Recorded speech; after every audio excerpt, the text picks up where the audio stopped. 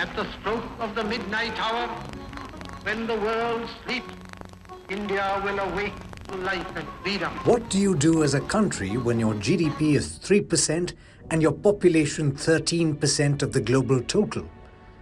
What do you do when 88% of your citizens are illiterate?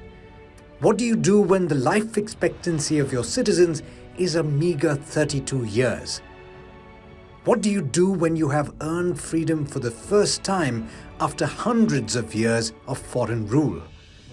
These were some of the questions India faced in 1947, and it's safe to say that India answered with gusto. 75 years later, India is the world's fifth largest economy and set to become the third largest in less than 10 years. 3 out of 4 Indians are now literate, and life expectancy has shot up to 70 years. The transformation India witnessed did not happen overnight, and there were simply too many challenges to overcome. India had to take baby steps before she learned to fly. The first step was setting up of the Planning Commission in 1950, and the first 5-year plan focused on agriculture and irrigation to make India Atmanirbhar in food production. The second 5-year plan focused on increasing national income and employment opportunities and also paved the way for rapid industrialization with emphasis on basic and heavy industries. But just as India was finding her feet, the first setback came in: the war with China. Food shortages and price rise became rampant. India had to find a way to stabilize the economy, and it had to be done quickly. M.S. Swaminathan sowed the seeds of Green Revolution to increase food production. New varieties of wheat were introduced, and attempts were made to expand the use of fertilizers and technology. The seeds of this revolution started germinating soon enough, and in less than 25 years, India became self-sufficient in food grain production. The government then set its sight on milk and roped in Verghese Kurian. Within 2 decades, India became the world's biggest milk producer, and it now accounts for more than 22% of the global milk production. 1975 saw a dark chapter in India's democracy when then Prime Minister Indira Gandhi imposed emergency, which lasted 21 months.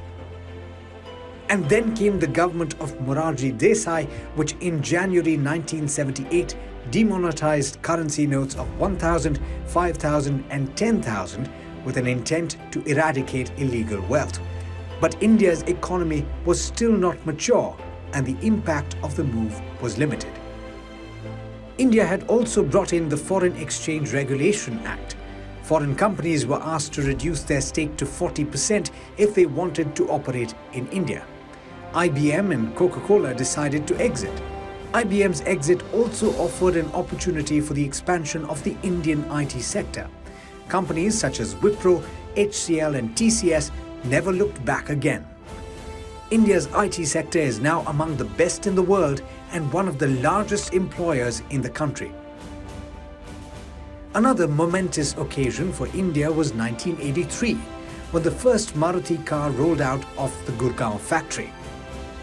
Indians could now take pride in a made-in-India car that was also affordable and revolutionized personal mobility. Rajiv Gandhi became the Prime Minister of India in 1984 when he was just 40 years old. He set up the Centre for Development of Telematics to fast-track India's telecom revolution. Less than 40 years later, India has introduced 5G technology. The independent India had barely turned 45 when the country faced another economic setback. The year was 1991, and the country's foreign reserves were almost nil. India faced the risk of sovereign default. The RBI then decided to devalue the rupee, and the government pledged gold holdings to raise money. Manmohan Singh, as finance minister in the Narasimha Rao government, played a critical role in liberalizing Indian economy. Export subsidies were curtailed, laws were reformed to end the license Raj, and a committee was set up to reform the financial sector. By the turn of the century, India rolled out divestment plans and soon enough became the fastest growing economy in the world. 2014 saw Narendra Modi rise to power with a huge mandate, and he used the numbers to roll out tax reforms, provide banking facilities to the poor, and to fast-track India's digital transformation.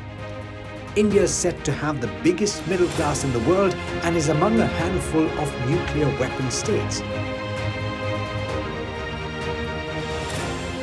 India's growth story in the last 75 years has been encouraging, but it is far from over. And the list of challenges is equally long. Income disparity and unemployment continue to test India's policies. The 21st century does belong to India if she finds the right answers, just as she did in 1947. With Gulshan Kumar, this is Alex Matthew for ET Now.